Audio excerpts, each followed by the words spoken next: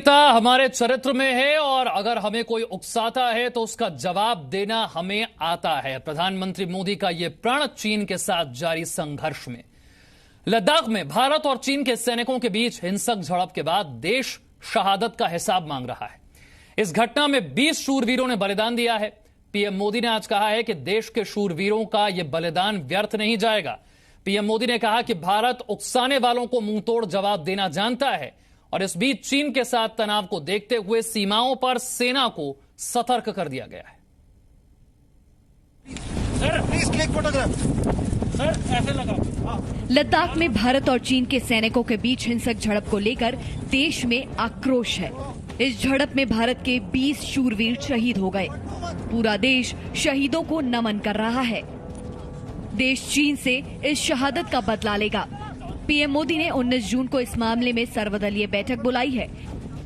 PM Modi ने चीन को सख्त संदेश दिया। पीएम ने कहा कि जवानों का बलिदान व्यर्थ नहीं जाएगा। त्याग और तितिक्षा हमारे राष्ट्रीय चरित्र का हिस्सा है, लेकिन साथ ही विक्रम और वीरता भी उतना ही हमारे देश के चरित्र का हिस्सा है। मैं देश को भरोसा दिलाना चाहता हूं, हमारे जवानों का बलिदान व्यर्थ नहीं जाएगा। रक्षा मंत्री राजनाथ सिंह ने ट्वीट कर कहा कि देश कभी इन जाबाजों की बहादुरी और बलिदान को भुला नहीं पाएगा। रक्षा मंत्री राजनाथ सिंह ने चीन के साथ सीमा पर बने हालात की समीक्षा के लिए रक्षा मंत्रालय में अहम बैठक की। एहतियाती तौर पर उत्तरी, पश्चिमी और पूर्वी भारत में एयरबेस को अलर्ट कर दिया गया है। नौसेना के जहाजों को भी तैयार रहने का आदेश दिया गया है। समुद्र में गश्त तेज कर दी गई है। ये तस्वीरें लेह के आर्मी अस्पताल की हैं, जहां आज सेना के हेलीकॉप्टर उड़ान भरते दिखे। एलएसी पर लद्दाख में भारत और चीन के सैनिकों के बीच जानलेवा झड़प हुई। गलवान घाटी में चीन की फौज के साथ टकराव में 20 भारतीय जवान शहीद हो गए। इनमें कर्नल रैंक के एक अधिकारी भी शामिल हैं। भारत ने चीन को ईंट का जवाब पत्थर से दिया।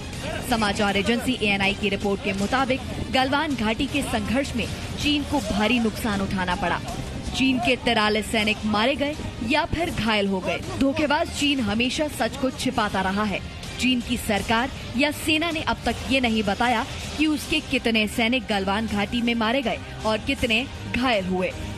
लेकिन गलवान घाटी में चीन की सेना के हेलीकॉप्टर उड़ते नजर आए। ये हेलीकॉप्टर चीन के मारे गए जवानों के शव और घायलों को ले जाने के लिए आए थे।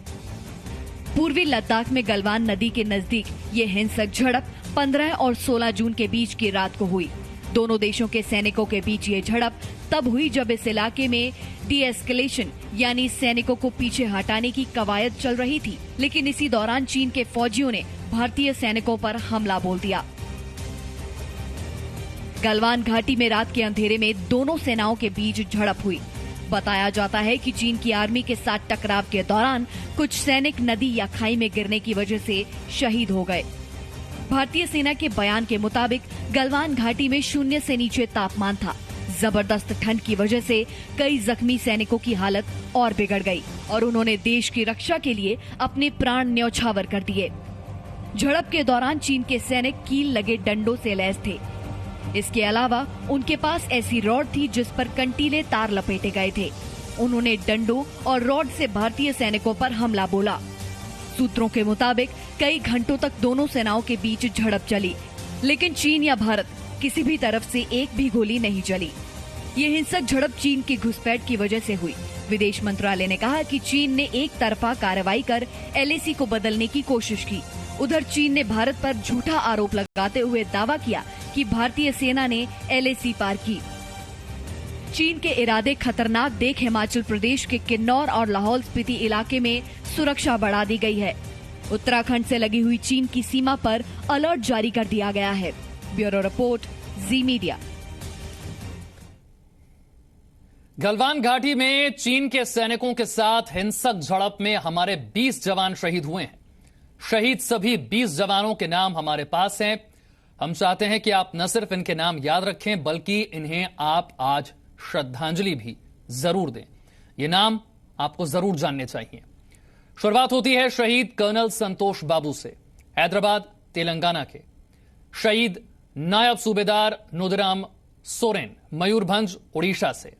शहीद नायब सूबेदार मनदीप सिंह, पटियाला पंजाब से। शहीद नायब सूबेदार सतनाम सिंह, गुरदासपुर पंजाब से। शहीद हवलदार के पालानी, मदुरई तमिलनाडु से। शहीद हवलदार सुनील कुमार, पटना बिहार से। शहीद हवलदार विपुल राय, मेरठ उत्तर प्रदेश से। शहीद नायक दीपक कुमार, रीवा मध्य प्रदेश से। शहीद सिपाही राजेश ओरांग, बीरभूम पश्चिम बंगाल से। शहीद सिपाही कुंदन कुमार ओझा, साहिबगंज झारखंड से। शहीद सिपाही गणेश राम, कांकेर छत्तीसगढ़ से। शहीद सिपाही चंद्रकांत प्रधान, कंधमाल ओडिशा से। शहीद सिपाही अंकुश, हमीरपुर से। शहीद सिपाही गुरविंदर, संगरूर पंजाब से। इसी तरह शहीद सिपाही गुरतेज सिंह, मनसा पंजाब से। शहीद सिपाही चंदन कुमार, भोजपुर बिहार से। शहीद सिपाही कुंदन कुमार, सहरसा बिहार से। शहीद सिपाही अमन, समस्तीपुर बिहार से। शहीद सिपाही जय किशोर सिंह, वैशाली बिहार से। शहीद सिपाही गणेश हांसदा, पूर्वी सिंहभूम झारखंड से। ये वो 20 सैनिक जिन्होंने हमारे देश की सीमा की रक्षा करते हुए अपनी शहादत दी है। आज हम आपको गलवान की कहानी भी सुनाएंगे, वो गलवान जहां भारत और चीन के सैनिकों के बीच खूनी झड़प हुई है। गलवान पूर्वी लद्दाख में खूबसूरत घाटी है। ये दोनों देशों के लिए इलाका सामरिक दृष्टि से बहुत अहम है, बहुत इंपॉर्टेंट है। हम आपको गलवान घाटी के बारे में बताते हैं।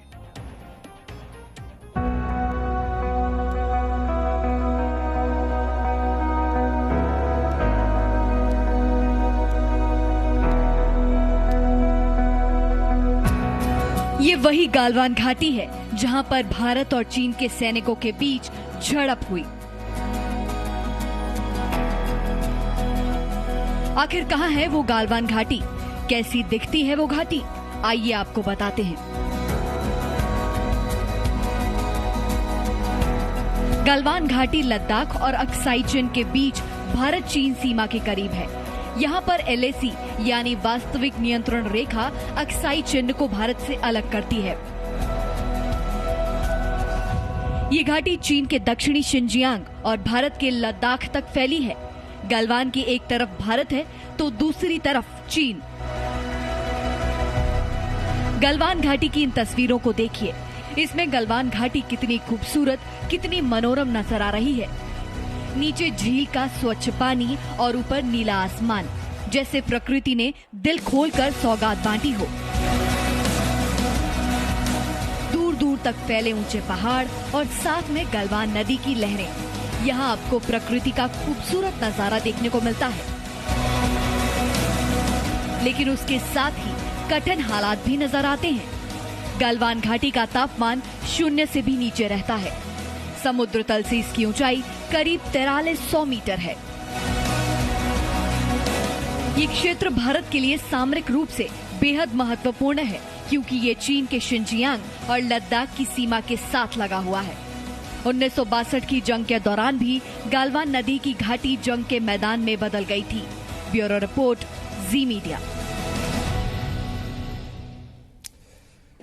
पहले भारत और चीन के बीच तनाव और फिर भारतीय सेना के शूरवीरों की शहादत। गलवान घाटी चर्चा में आ गई है।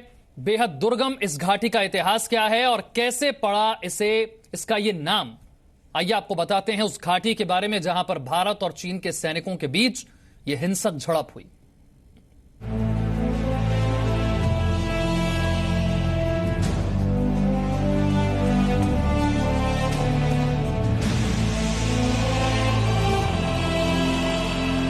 गलवान पूर्वी लद्दाख की इस घाटी का नाम पहले कम ही लोगों को मालूम था, लेकिन 15 और 16 जून की दरमियानी रात गलवान घाटी में चीन और भारत की सेनाओं के बीच हिंसक झड़प हुई। उसके बाद गलवान का नाम सबकी जुबान पर है। दूर दूर तक ऊंचे बर्फीले पहाड़ और नीचे बहती गलवान नदी। ऐसे में ये सवाल आपके मन में उठ सकता है कि इस घाटी का इतिहास क्या है। कैसे इसका नाम गलवान पड़ा? भारत चीन सीमा पर मौजूद इस घाटी के इतिहास में झांके तो पता चलता है कि गलवान का नाम गुलाम रसूल गलवान के नाम पर पड़ा। गलवान को जिंदगी में चुनौतियां लेना पसंद था। वो नई जगहों पर जाते थे, वहां से जुड़ी जानकारी बटोर कर लाते थे। लद्दाख क्षेत्र को समझने में ब्रिटिश अधिकारियों ने गलवान की मदद ली थी। उन्होंने ही ब्रिटिश काल के दौरान सीमा पर मौजूद इस नदी के स्रोत का पता लगाया था। नदी के स्रोत का पता लगाने वाले दल का नेतृत्व गुलाम रसूल गलवान ने किया था। इसलिए नदी और उसकी घाटी को उनके नाम पर गलवान कहा जाता है। उन्होंने गलवान समुदाय और सर्वेंट्स ऑफ साहिब नाम की एक किताब भी लिखी। गलवान कश्मीर में घोड़ों का व्यापार करने वाले एक समुदाय को कहा जाता है। कश्मीर के बडगाम में आज भी गलवनपोरा नाम का एक गांव है। गुलाम रसूल गलवान का मकान आज भी लेह में मौजूद है। आज भी उनके वंशज यहाँ रहते हैं। गुलाम रसूल के पिता कश्मीरी थे और माँ बाल्टिस्तान की रहने वाली थी। अंग्रेज और अमेरिकी यात्रियों के साथ काम करने के बाद गुलाम रसूल गलवान को लद्दाख में ब्रिटिश जॉइंट कमिश्नर का लद्दाख में मुख्य सहायक नियुक्त किया गया था। 1925 में गुलाम रसूल की मौत हो गई। गुलाम रसूल गलवान ज्यादा पढ़े लिखे नहीं थे, लेकिन उन्हें पढ़ने लिखने का शौक था। अंग्रेजों की मदद से उन्होंने एक किताब लिखी थी। ब्यूरो रिपोर्ट, जी मीडिया। भारत और चीन के बीच सीमा पर जो संघर्ष चल रहा है, अब इसमें भारत को क्या करना चाहिए? ये सवाल हम आपसे पूछ रहे हैं और आपका जवाब भी हमें मिल रहा है। देश भर के लोगों की तरफ से ये राय सामने आई है जो हम आपको दिखाने जा रहे हैं, और इसी तरह से आप भी अपनी राय हम तक पहुंचा सकते हैं। याद रखिएगा, #देश का संदेश पर आप ट्वीट करके अपनी राय हम तक पहुंचा सकते हैं।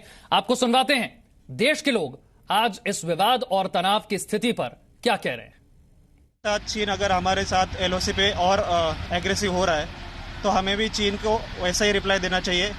इसके अलावा हम सेना तो एग्रेसिव हो रही है, लेकिन इसके साथ पब्लिक क्या कर सकती है? चीन का सामान जो भी हम ले रहे हैं वो बंद कर सकते हैं। कह सकते हैं कि हमारी जो आर्मी है, जो भी डिफेंस सिस्टम है, वो एक्टिवेट होकर उनके ऊपर और भी मतलब उनके ऊपर अटैक करके उनको भी अच्छे से जवाब देना चाहिए। और जो हम लोग एज यहाँ पे जो नागरिक है हम लोग, तो उन्होंने जो भी मोबाइल यूज़ कर रहे हैं, तो मोबाइल का एप्लीकेशन जो भी चाइना का है वो सब बंद करके हम लोग उनका जो सामान है वो बॉयकॉट कर सकते हैं। हमें आगे रहना चाहिए। हम सब भारतवासी PM मोदी के साथ हैं। जो भी चाइना के ऊपर करेंगे वो सब हम मिलकर करेंगे, और चाइना अगर कुछ करेगा तो हम चाइना को जवाब देना अच्छे से जानते हैं। हम भारतीय प्रोडक्ट यूज़ करना चाहेंगे, चाइना प्रोडक्ट बंद करेंगे। सर, ये तो चाइना को जवाब देना चाहिए, लेकिन ऐसे नहीं है कि जल्दबाजी में कोई जवाब देना चाहिए उनको। लेकिन जैसे हमारे लीडर जो कर रहे हैं, सोच विचार करके फिर मतलब जवाब दें।